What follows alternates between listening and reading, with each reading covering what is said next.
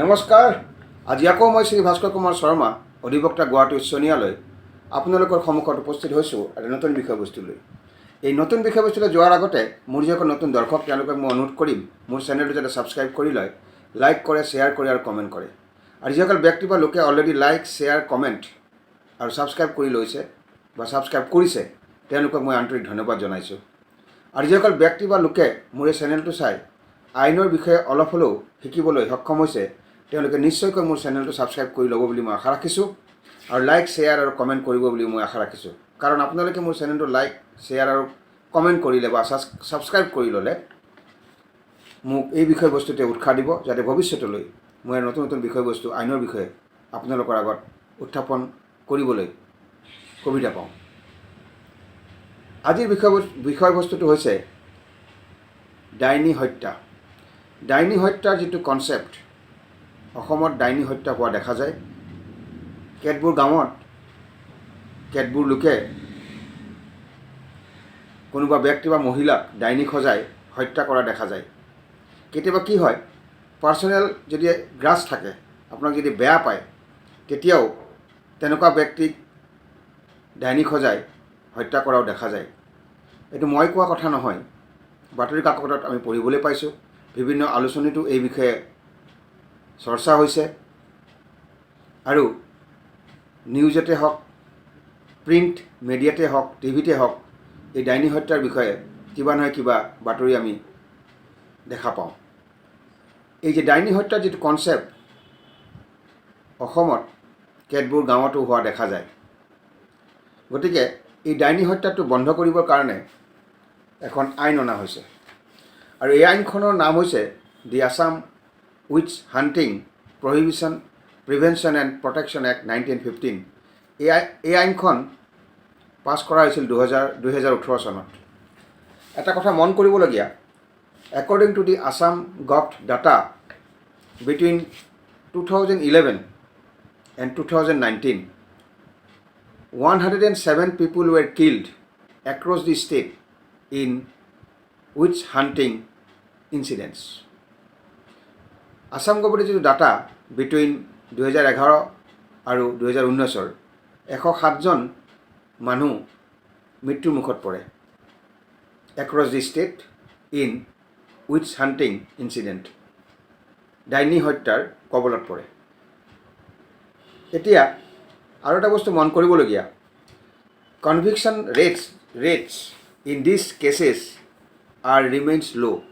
Conviction, ডাইনী হত্যা হ'ল, যিজন মানুহক অপৰাধী হিচাপে ধৰা হ'ল, তেনেকুৱা ধৰণৰ বহুত ব্যক্তিক অপৰাধী হিচাপে এৰেষ্ট কৰা হয় বা ধৰা হয়, কিন্তু কনভিকশ্যন যিটো ৰেট, সেই ৰেটটো কিন্তু কম। এইটো ৰিপৰ্ট হৈছে। এতিয়া আহোঁ, এই যিখন আইন প্ৰণয়ন হৈছে, এই আইনখনত যদি কোনোবা ব্যক্তি বা কোনোবা লোকে অন্য এজন ব্যক্তিক বা পুৰুষেই হওক বা মহিলাই হওক ডাইনী সজাই যদি হত্যা কৰে, আইনে এই বিষয়ে কি কয়, তেওঁৰ পানিছমেণ্ট কিমান হ'ব পাৰে। এতিয়া এই আইনখনত উল্লেখ আছে, ন' পাৰ্চন শ্বেল আইডেণ্টিফাই, মন কৰিব, no' person shall identify, call, stigmatize, defame or accuse any other person as which by words or by signs or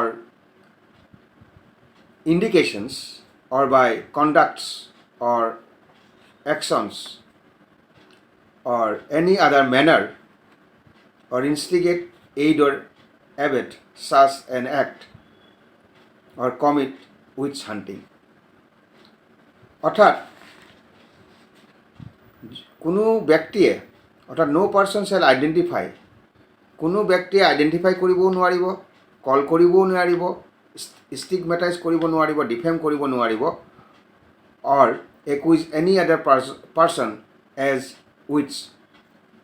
কোনো ব্যক্তিয়ে অন্য এজন ব্যক্তিক, পুৰুষেই হওক বা মহিলাই হওক, তেওঁক আইডেণ্টিফাই কৰিব নোৱাৰিব, কল কৰিব নোৱাৰিব, অপবাদ বা কলংক আনিব নোৱাৰিব, মানহানি কৰিব নোৱাৰিব আৰু অপৰাধী সজাব নোৱাৰিব ডাইনী হিচাপে, by words or by signs or indications or by conducts or actions or any other manner or instigate, aid or abet such an act or commit witch hunting.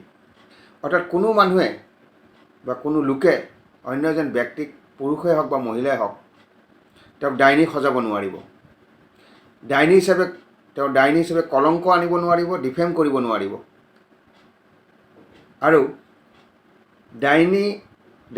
তেওঁ ডাইনী বুলি কৈ অভিযোগো আনিব নোৱাৰিব। সেইটো শব্দৰ জৰিয়তে হওক বা ইণ্ডিকেশ্যনৰ জৰিয়তে হওক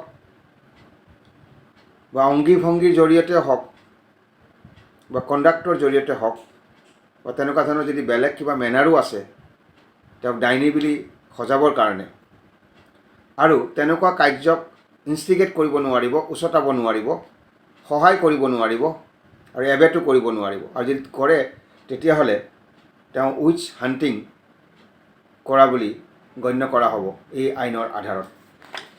অৰ্থাৎ আপুনি কোনোবা এজন ব্যক্তিক বা লোকক, পুৰুষ বা মহিলাই হওক, ডাইনী সজাব নোৱাৰিব। চমুকৈ ক'বলৈ গ'লে ডাইনী সজাব নোৱাৰিব। শব্দৰ জৰিয়তে হওক, কণ্ডাক্টৰ জৰিয়তে হওক বা তেনেকুৱা যদি বেলেগ কিবা মেনাৰ আছে, অংগী ভংগীয়ে হওক, জৰিয়তে আপুনি কোনো ব্যক্তি বা লোকক ডাইনী সজাব নোৱাৰিব। আৰু ডাইনী যদি সজায় আৰু তেনেকুৱা কাৰ্যক যদি আপুনি ইনষ্টিগেট কৰে, উচতাই, সহায় কৰে, এবেট কৰে, তেতিয়াহ'লে উইচ হাণ্টিং কৰা বুলি গণ্য কৰা হ'ব সেই কাৰ্যক। তেনেকুৱা ধৰণৰ কাৰ্য যদি কৰে কোনোবা লোকে বা ব্যক্তিয়ে, এজন ব্যক্তি হ'ব পাৰে, কেইবাজনো ব্যক্তি হ'ব পাৰে, পানিছমেণ্ট হ'ব। কিন্তু সেইটো যদি আইনখনৰ মতে যদি প্ৰমাণ হয় তেতিয়াহ'লে আপোনাৰ পানিছমেণ্ট হ'ব পাৰে। এতিয়া পানিছমেণ্ট কিমান হ'ব পাৰে?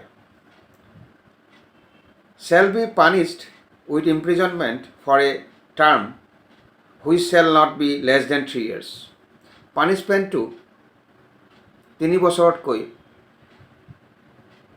কম হ'ব নোৱাৰে। কাৰাবাস অৰ্থাৎ জেইল 3 বছৰতকৈ কম হ'ব নোৱাৰে। কিন্তু এই 3 বছৰৰ পৰা 7 বছৰো হ'ব পাৰে, এক্সটেণ্ড হ'ব পাৰে 7 বছৰলৈ। আৰু জৰিমনা হ'ব পাৰে। জৰিমনা কিমান হ'ব পাৰে? 50,000তকৈ কম হ'ব নোৱাৰে। আৰু এই 50,000ৰ পৰা গৈ 5 লাখলৈও বৃদ্ধি পাব পাৰে। এইটো হ'ল পানিছমেণ্টৰ পাৰ্ট। আৰু এই বিষয়টো উল্লেখ আছে ছেকশ্যন 3ত। ছেকশ্যন 3ত উল্লেখ আছে। আৰু পানিছমেণ্ট পাৰ্টটো আছে 4, ছেকশ্যন 4। ছেকশ্যন 3ত কৈছে যদি কোনোবা ব্যক্তিয়ে যদি কোনোবা লোকক ডাইনী সজায় বা ডাইনী হিচাপে আইডেণ্টিফাই কৰে বা মাতেও বা অপবাদ আনে, কলংক আনে, আৰু তেনেকুৱা ধৰণৰ কাৰ্যক যদি সহযোগিতা কৰে তেতিয়াহ'লে তেনেকুৱা ধৰণৰ কাৰ্যকলাপক উইচ হাণ্টিং কৰা বুলি বুজাব। সেইটো ছেকশ্যন 3ত কোৱা আছে। আৰু পানিছমেণ্টখিনি উল্লেখ আছে ছেকশ্যন 4ত। তেনেকুৱা ধৰণৰ কাৰ্য যদি প্ৰমাণ হয়, এজন ব্যক্তিয়ে হওক বা কেইবাজনো ব্যক্তিয়ে হওক, তেওঁ কিন্তু পানিছমেণ্ট 3 বছৰতকৈ কম কাৰাবাস হ'ব নোৱাৰে। আৰু এই কাৰাবাস 7 বছৰলৈ বৃদ্ধি পাব পাৰে। আৰু জৰিমনা হ'ব পাৰে। জৰিমনা 50,000তকৈ কম হ'ব নোৱাৰে। আৰু এই 50,000ৰ পৰা গৈ কেতিয়াবা 5 লাখলৈও জৰিমনা হ'ব পাৰে। গতিকে মনত ৰাখিব, যদি কোনোবা লোকে বা ব্যক্তিয়ে কোনো ব্যক্তিক ডাইনী সজাইছে বা তেনেকুৱা ধৰণৰ কাৰ্যকলাপত লিপ্ত হৈছে, তেতিয়াহ'লে তেওঁ এই আইনৰ আধাৰত পানিছমেণ্টৰ ব্যৱস্থা আছে। এই আলোচনাৰ পৰা আজি অলপ হ'লেও আপোনালোকৰ লাভ হৈছে বুলি মই আশা ৰাখিছোঁ। আৰু কোনোবা ব্যক্তিয়ে যদি ভাবিছে যে মই এই ব্যক্তিজনক বেয়া পাওঁ, এই পুৰুষ বা মহিলাজনক বেয়া পাওঁ, তেওঁক ডাইনী সজাই মই নিজৰ যিটো গ্ৰাজ সেইটো যদি পূৰ্ণ কৰিব বিচাৰে বা পূৰ্ণ কৰিব পাৰোঁ বুলি ভাবিছে, তেওঁ এইটো ভুল ভাবিছে। কাৰণ এই আইনখনৰ আধাৰত পানিছমেণ্টৰ ব্যৱস্থা আছে। গতিকে এইখিনি কথা কৈ আজি মই ইমানতে সামৰণি মাৰিলোঁ। অহা খণ্ডত এটা নতুন বিষয়বস্তু লৈ আপোনালোকৰ সন্মুখত উপস্থিত হ'ম। আজিলৈ বিদায় মাগিছোঁ। নমস্কাৰ।